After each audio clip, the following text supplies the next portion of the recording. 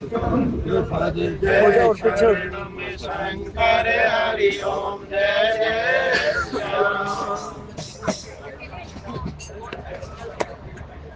जय जय राधा रमण हरि बोल जय जय राधा रमण हरि बोल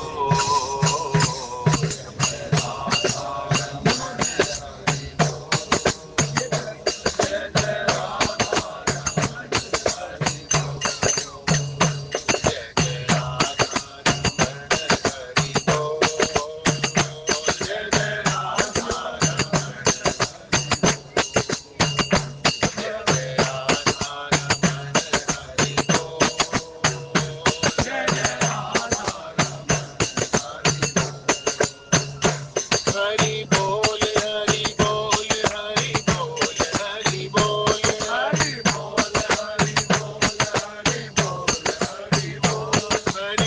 हरि बोल हरि बोल हरि बोल हरि बोल हरि बोल हरि बोल हरि बोल हरि बोल हरि बोल हरि बोल हरि बोल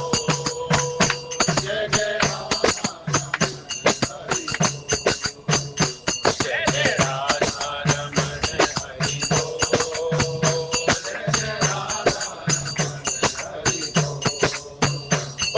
बोल हरि बोल हरि बोल हरि बोल हरि बोल हरि बोल हरि बोल हरि बोल हरि बोल हरि बोल हरि बोल हरि बोल हरि बोल हरि बोल हरि बोल हरि बोल जय जय राधा रमण हरि बोल जय जय राधा रमण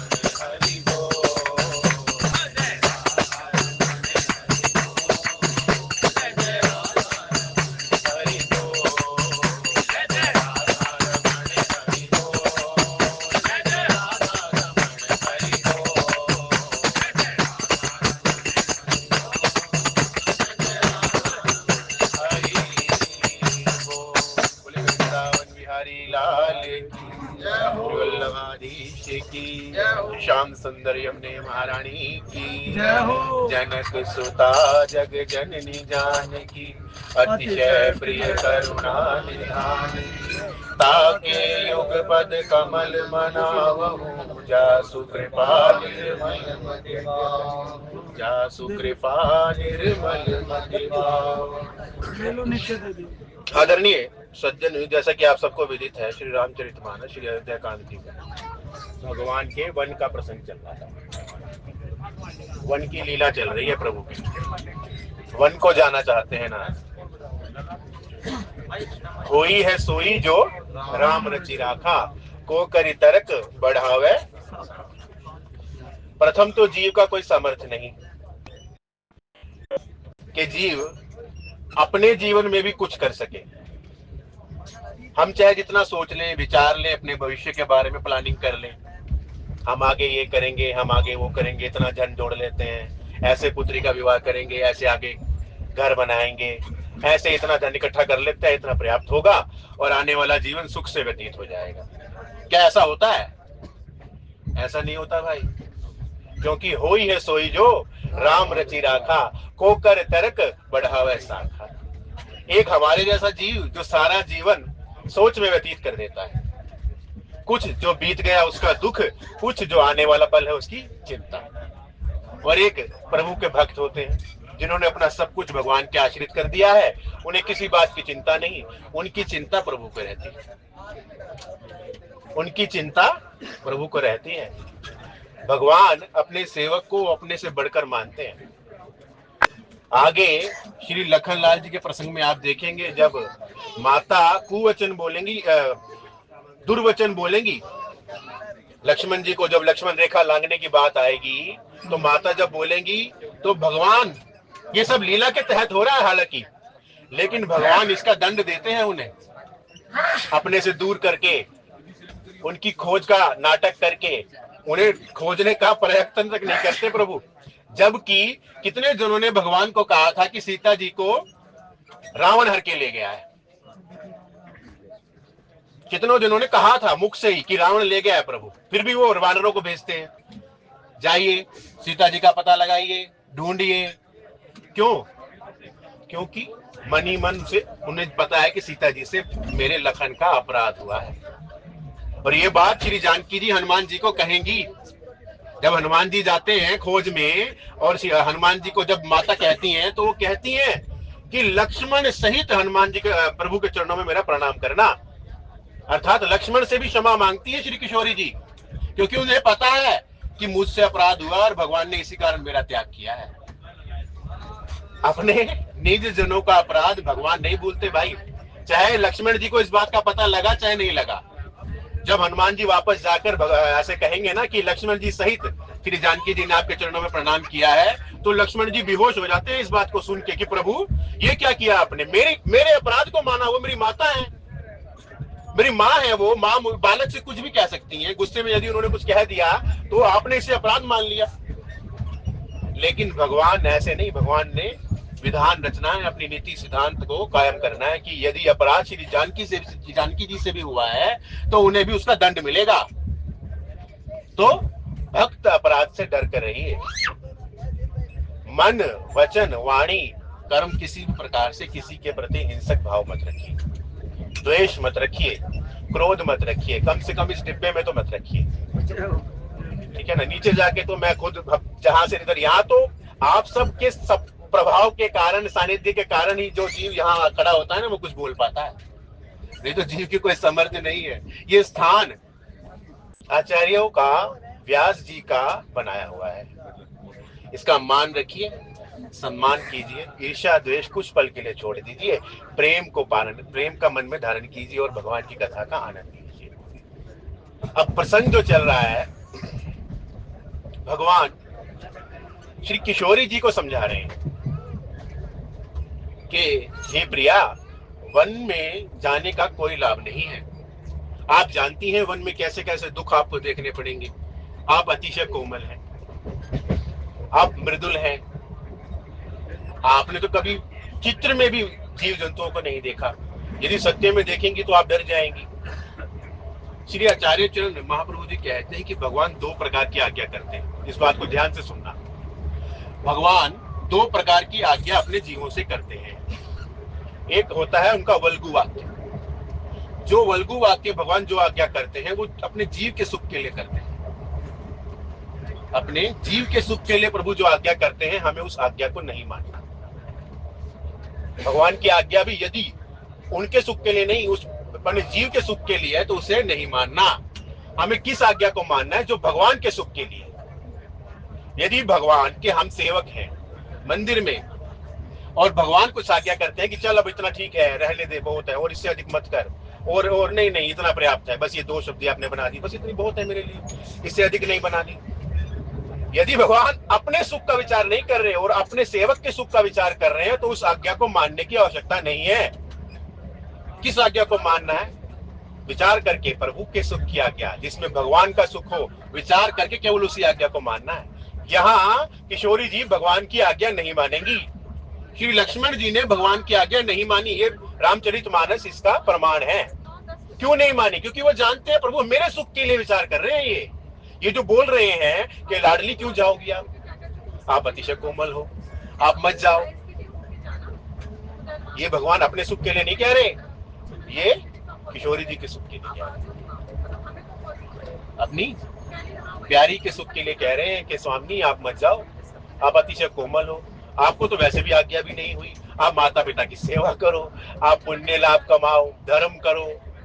लेकिन क्या जानकी जी मानती है इस बात को? नहीं, क्योंकि वो जानती है प्रभु ये सब क्यों कह रहे हैं। वो जानती हैं कि भगवान मेरे सुख का विचार करके ये आज्ञा कर रहे हैं। मुझे अपना सुख नहीं देखना, मुझे प्रभु का सुख देखना है। यही बात आती है कि जब मैंने पहले भी एक बार कहा था, प्रभु के सन्मुख जाते ही जब हम तोते की तरह झोली फैलाकर मांगना शुरू कर देते हैं ना प्रभु से, भगवान ठीक है दे देते हैं लेकिन खुश नहीं होते अंदर से। ठीक है भाई, अब तो मुझे भगवान करके मांगने आया तो ले जा, लेकिन इसमें खुश नहीं होते प्रभु। प्रभु कब बिक जाते हैं अपने भक्तों के हाथ में? जब वो कुछ मांगता ही नहीं, जब वो नित्य सेवा में रहता है प्रभु की, दिन रात नाम में मगन रहता है, प्रभु की सेवा में लगा रहता है। और भगवान चाहते हैं कि कुछ मांग कुछ बोल, क्योंकि भगवान जानते हैं कि यदि इसने मेरे से कुछ मांगा तो मैं मुक्त हो जाऊंगा, फिर मेरे को कुछ देना ही नहीं पड़ेगा। लेकिन जो चतुर होते हैं वो प्रभु का सुख विचारते हैं, भगवान का सुख विचारते हैं, अपना सुख नहीं विचारते भाई, कि क्या फायदा, इतनी दूर जाना पड़ेगा, वहां से पुष्प लेके आने पड़ेंगे, भगवान की सेवा करनी पड़ेगी। यही बाहर से ले लेते हैं। जो भगवान का सुख विचारता है ना, प्रभु उसका एक एक कण, एक एक पल ऐसा बना देते हैं कि ऐसे उसकी रखवाल करते हैं, जिमी बालक राखी मेहता। भगवान कहते हैं ना, करहूं सदा तिनकी रखवारी, जिमी बालक राखे मेहतारी। ये उन भक्तों के लिए कहा है भगवान ने जो निष्काम होके प्रभु की सेवा करते हैं, जिनके मन में कोई स्वार्थ नहीं है, नाम के बदले जो कुछ चाहते नहीं है, सेवा के बदले जो कुछ चाहते नहीं है, ये भगवान ने उनके लिए कहा है, हमारे जैसे जीवों के लिए नहीं कहा। जो जाने से पहले ही अपनी मांग की लिस्ट प्रभु के आगे रख देते हैं, उनके लिए नहीं कहा भाई ये, क्योंकि वो भक्त है ही नहीं, वो तो व्यापारी है। हम भक्त नहीं है, अब हम उससे भक्त कहाँ हुए हैं? हमारे जैसे लोगों को भी लग भक्ति कहते हैं, हम भक्त नहीं है भाई। भक्त तो बहुत ऊंची दशा होती है। भक्त वैष्णव क्या होता है ये तो हम जानते ही नहीं है अभी, वो धरातल ही दूसरा होता है। तो यहाँ भगवान श्री किशोरी जी को समझा रहे हैं कि हे प्रिय, आप माता पिता की सेवा कीजिए, मेरे साथ क्यों चलती हैं? अपना धर्म निभाइए। वहां वन में पल पल नए नए कंटक आएंगे, नए नए अवरुद्ध आएंगे। सुनी मृदु वचन मनोहर पिय के, लोचन ललित भरे जल सिय के। शीतल सीख दाहक भई कैसे, चकई शरद चंद निसी जैसे।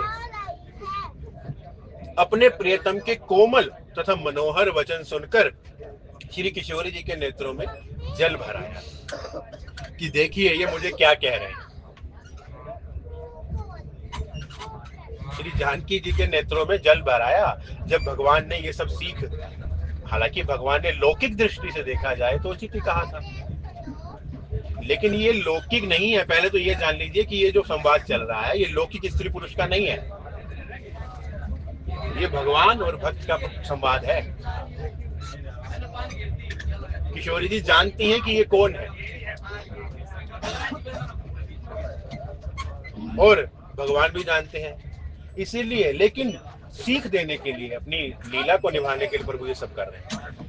प्रियतम के कोमल तथा मनोहर वचन सुनकर श्री किशोरी जी के नेत्रों में जल भर आया। क्या भावना होनी चाहिए जीव के मन में जब भगवान आपसे ऐसी आज्ञा करें, आपके सुख की आज्ञा करें? आपके मन में पीड़ा होनी चाहिए कि प्रभु क्या कर रहे हो, मुझसे कोई अपराध हो गया है क्या? आप मुझे अपने से क्यों दूर करना चाह रहे हो? ऐसा क्या हो गया नाथ, मैं आपसे क्षमा चाहता हूं।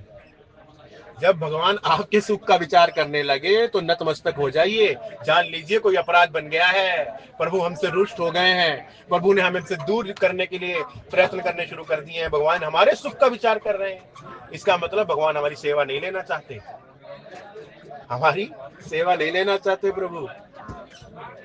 इसीलिए यहाँ श्री किशोरी जी के नेत्रों में जल भर आया कि ये क्या कह रहे हैं, क्या भगवान मुझे अपने से दूर करना चाहते हैं?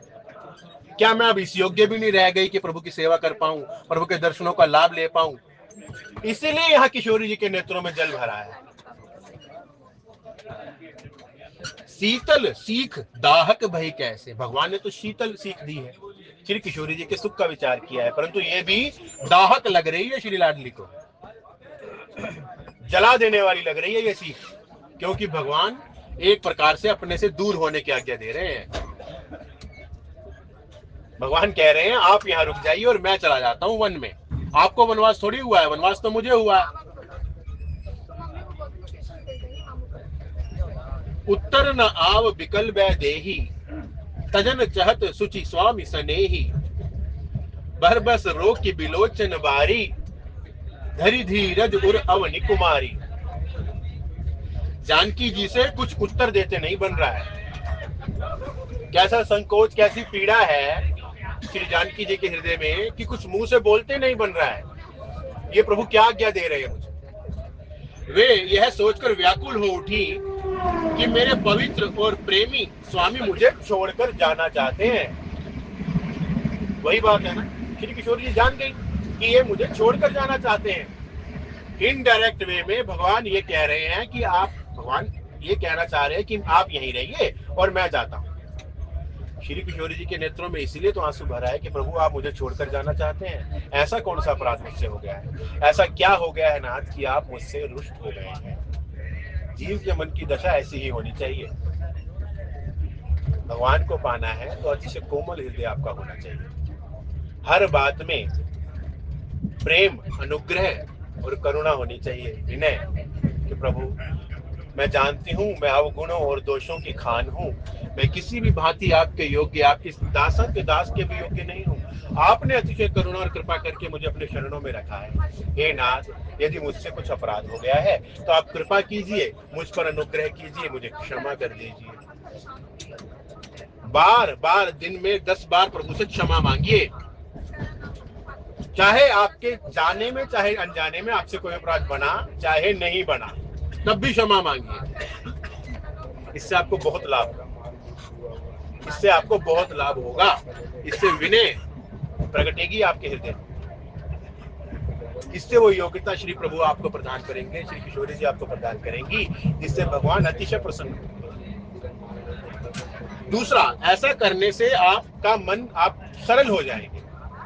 यदि क्षमाशील स्वभाव किसी जीव का हो जाता है तो वो सरल होने लगता है, वो सरल होने लगता है, भगवान के गुण उसमें आने लगते हैं। प्रभु प्रसन्न होते हैं ना, जब भगवान प्रसन्न होने लगते हैं, भगवान के गुण जीव में आने लगते हैं।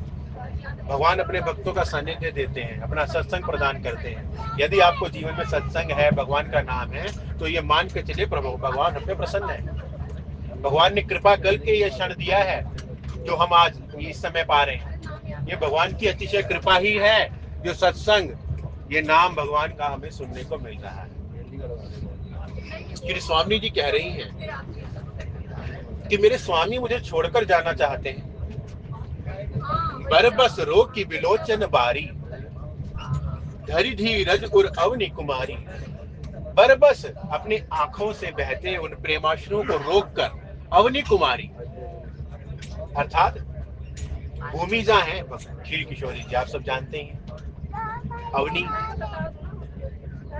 भूमिजा, भूमि से प्रकट वही है। कैसा गुण होता है भूमि का, कभी विचार कीजिए। जब भूमि क्या होती है, भूमि को हम चीरते हैं, उसमें बीज डालते हैं, उसके बदले वो हमें अन्न देती है।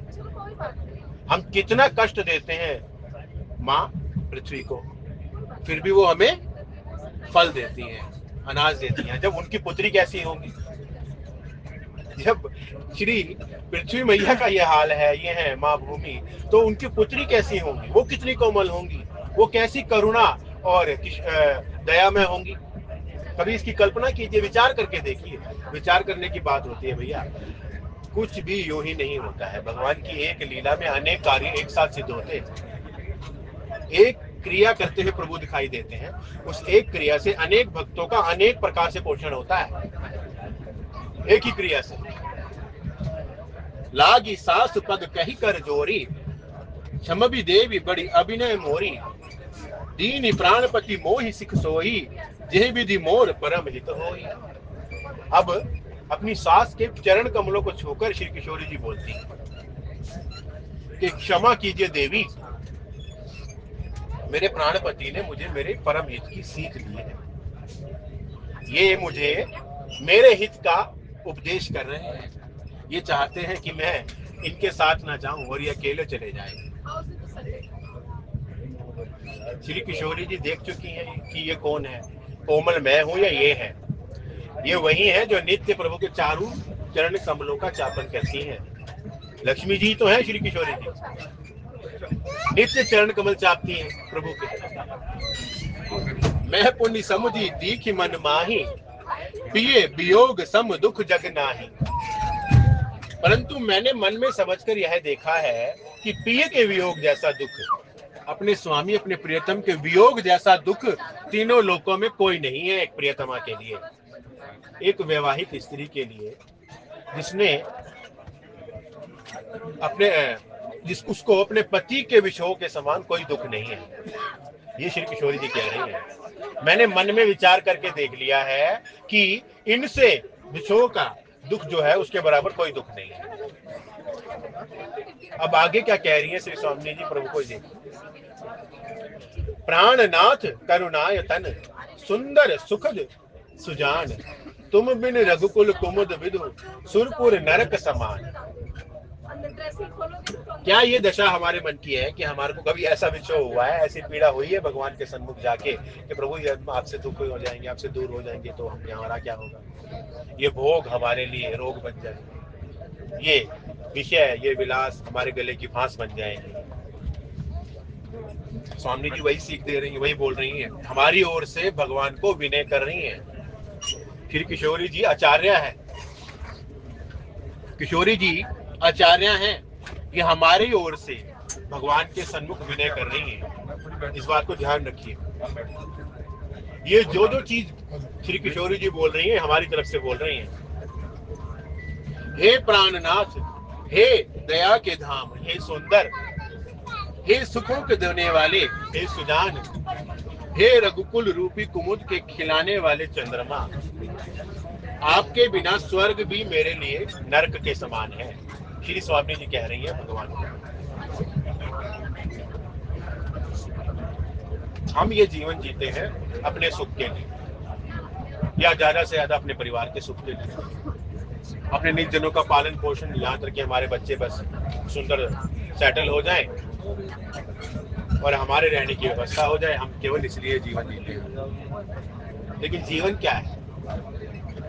जीवन क्या है? जीवन क्यों दिया गया है? ये देख विधि है। देह धरे कर यह फल भाई, बजिए राम सब काम बिहाई। सब कामों को बिहाकर, सब कामों को बिसार कर भगवान का भजन करने के लिए देह मिली है। यूं पैदा होकर और सृष्टि रचकर और मर जाने के लिए नहीं मिली भाई।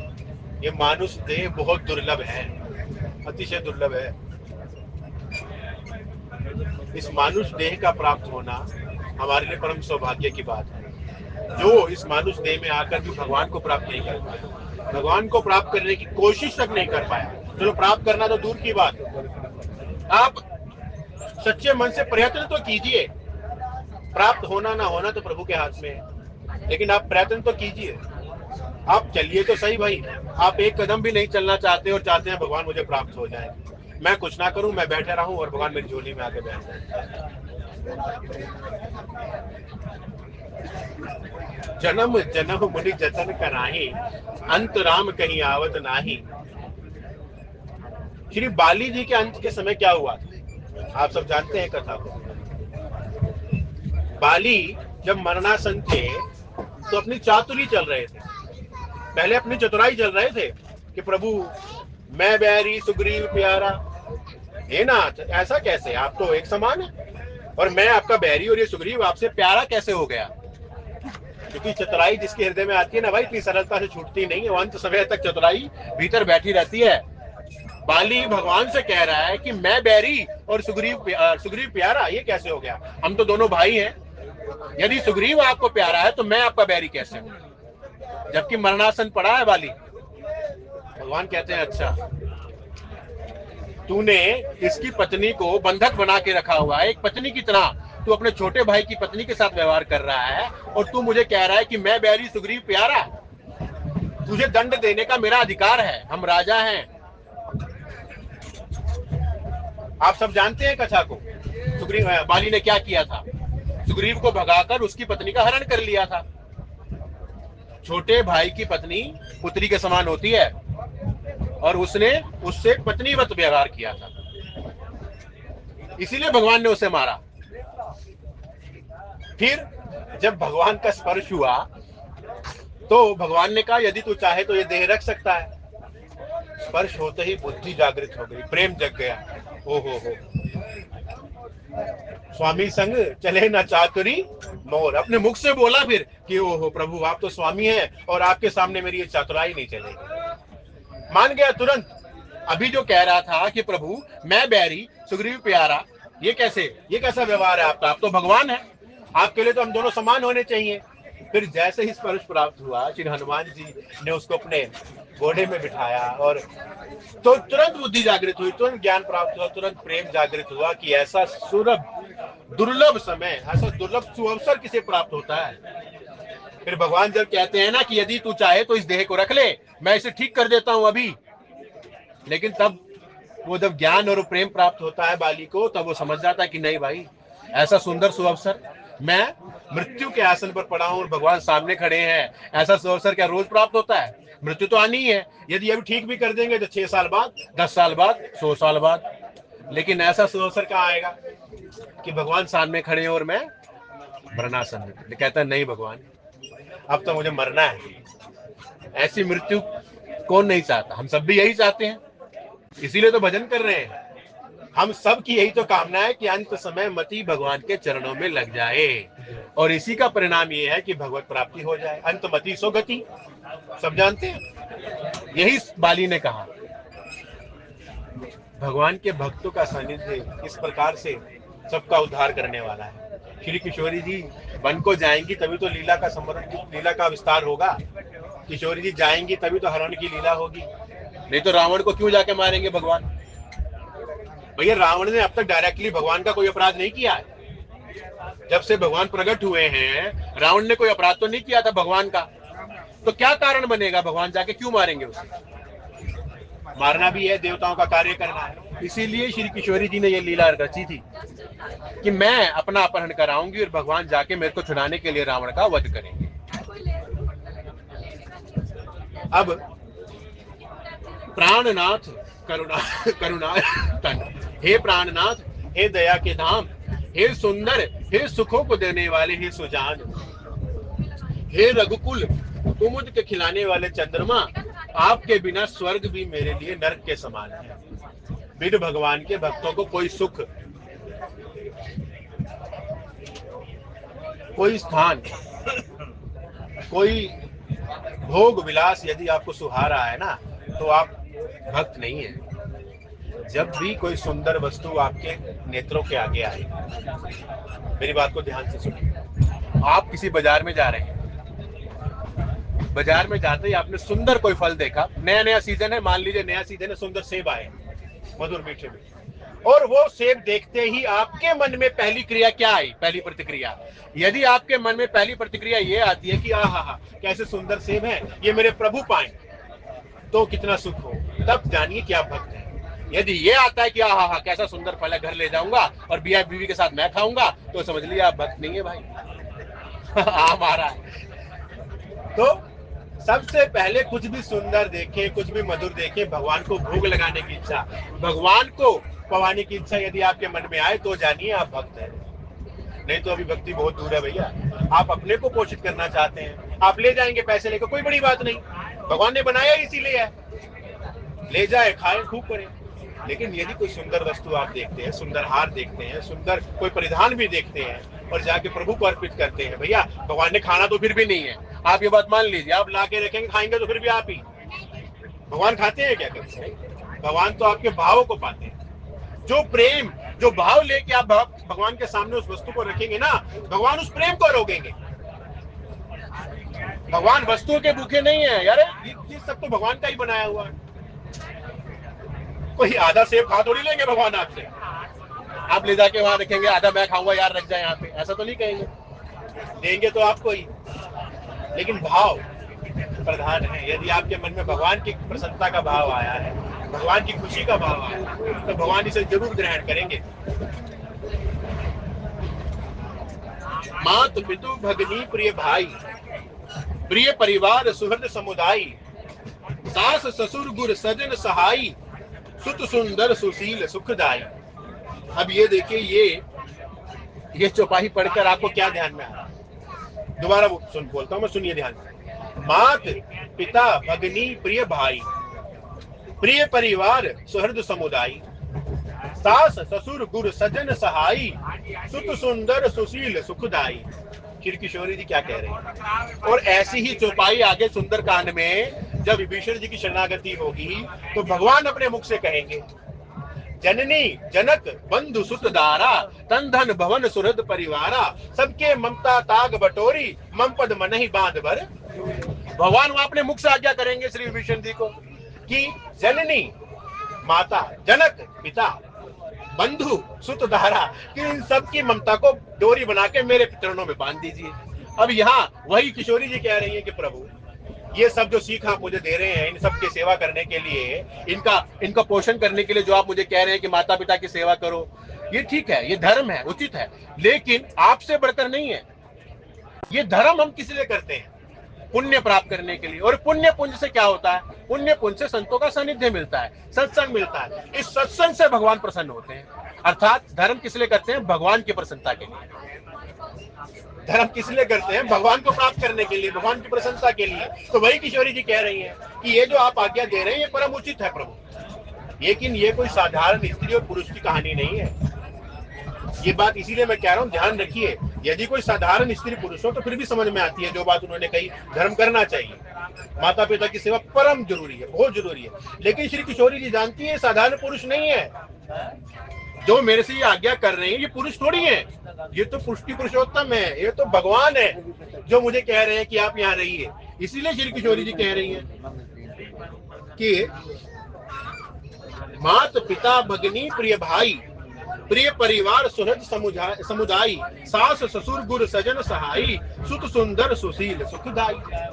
माता पिता बहन, प्यारा भाई, प्यारा परिवार, मित्रों का समुदाय, सास ससुर गुरु स्वजन और सहायक, सुंदर सुशील और सुख देने वाला पुत्र। जहां लगी नाथ नेह और नाते, पिय बिनती कर निहु ताते, तन धन धाम धर निपुर राजू, पति विहीन सब शोक समाज। हे नाथ, आप मुझे इनके साथ रहने के लिए कह रहे हैं, आज्ञा करें, परम उचित है। फिर किशोरी जी कहती है हाँ ये बिल्कुल उचित है, आपने धर्म अनुकूल आज्ञा करी है मुझे, लेकिन एक स्त्री के लिए उसके पति के बिना ये सब व्यर्थ है। एक स्त्री प्रसन्न नहीं होती भाई। आप एक लौकिक एग्जाम्पल भी ले लीजिए। यदि किसी स्त्री का पति जो है ना फौज में, जाना पड़ेगा, फौज में है तो 6 महीने बरस के लिए, लेकिन क्या वो प्रसन्न होगी भीतर से? वो सेवा कर रही है अपने माता पिता के साथ, ससुर की, बच्चों का पाल। प्रसन्नता तब होगी जब उसका पति आएगा। जो बात वो अपने पति से कर सकती है ना, वो किसी से नहीं कर सकती।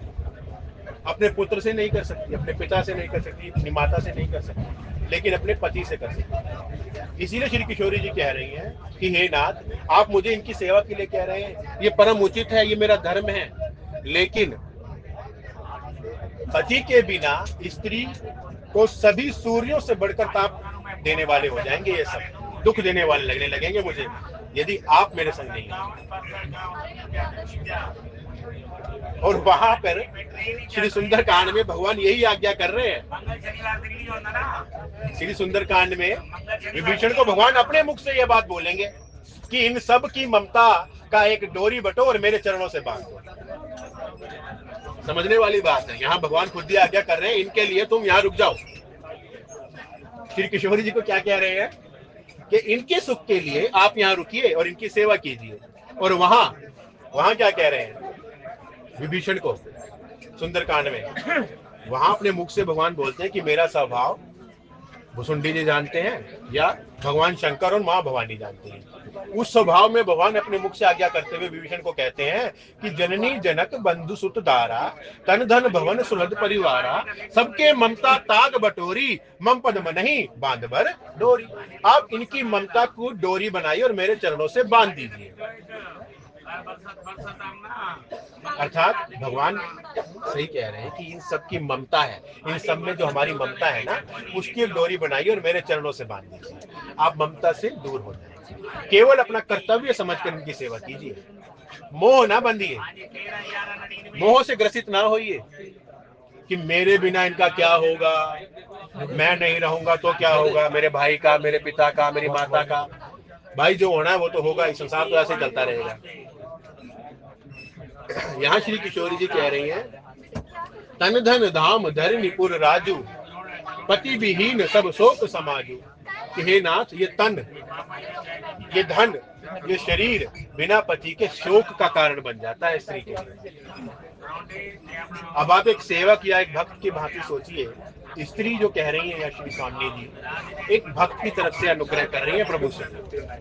मानिए कि भगवान और भक्त का संवाद चल रहा है और भक्त भगवान से कह रहा है प्रभु आप मुझसे अपने से दूर होने के लिए कह रहे हैं, लेकिन ये उचित नहीं है। मैं आपके बिना कैसे रह पाऊंगा, कैसे रह पाऊंगा मैं आपके बिना। आगे श्री लक्ष्मण जी का प्रसंग आएगा, लक्ष्मण जी भी भगवान की आज्ञा नहीं मानेंगे। लक्ष्मण जी से भी तो भगवान समझाएंगे कि लक्ष्मण ना भरत यहाँ पर है ना शत्रुघ्न यहाँ पर है, इस समय अयोध्या को कौन संभालेगा, राजा मरणासन पड़े हैं, दशरथ जी मरणासन स्थिति में है और फिर भी तुम मेरे साथ जाने की जिद कर रहे हो। लक्ष्मण जी तो कह दिया था कि मैं तो किसी को नहीं जानता भाई, ना माता ना पिता, मेरे तो सब आप ही हो। और ऐसा ही है, साफ एक तरफ रहो, मन भगवान के चरणों में रहना चाहिए, तन जगत की सेवा में रखिए, उसमें कोई हानि नहीं। मन भगवान की सेवा में, भगवान के चरणों में रहना चाहिए, दिन रात भगवान का स्मरण होना चाहिए। भगवान जो आज्ञा करे, भगवान जो उचित समझे सो ही मेरे जीवन में हो, लेकिन तन भगवान की सेवा में भाई, तन संसार में रखिए, कोई बात नहीं, अपना कार्य करिए, अपने माता पिता की सेवा करिए, अपना कार्यों का कर्तव्यों का निर्वाह कीजिए, तो कीजिए। भोग रोग सम भूषण भारू, जम जात ना सरिस संसारू, प्राण नाथ तुम बिन जग माही, मोह कहु सुखद कतहु कछु नाही। श्री किशोरी जी कह रही हैं कि मेरे लिए आपके बिना भोग जो है वो रोग के समान हो जाएंगे, गहने भार बन जाएंगे। श्रृंगार किसके लिए करूंगी प्रभु मैं, जब आप ही नहीं होंगे, श्रृंगार किसके लिए करूंगी, ये गहने क्यों धारण करूंगी मैं, ये मेरे लिए भार बन जाएंगे। और संसार यम यातना यम यातना देने वाला, अर्थात नरक के समान लग जाएगा, लगने लगेगा मुझे। इसे एक आज्ञा के समान मानिए, जो संवाद है ये बहुत इंपॉर्टेंट है। भक्त और भगवान का व्यवहार, भक्त और भगवान का प्रेम कैसा होना चाहिए, किशोरी जी वो आज्ञा कर रही है। ये इनडायरेक्ट रूप से, खाली इसे ये संवाद मत समझे कि पति पत्नी का संवाद है या भगवान और प्रियतमा का संवाद, ये भक्त और भगवान का संवाद है कि एक भक्त की कैसी दशा होनी चाहिए भगवान के बिना। यदि भगवान भी अपने से दूर होने की आज्ञा दे तो दूर मत होइए, उल्लंघन कर दीजिए उस आज्ञा का। आज की कथा के भाव भगवान शंकर और माँ भवानी के चरणों में अर्पित करते हुए कथा को विश्राम। जय श्री राम। जय राम जी। धन्यवाद प्रमोद।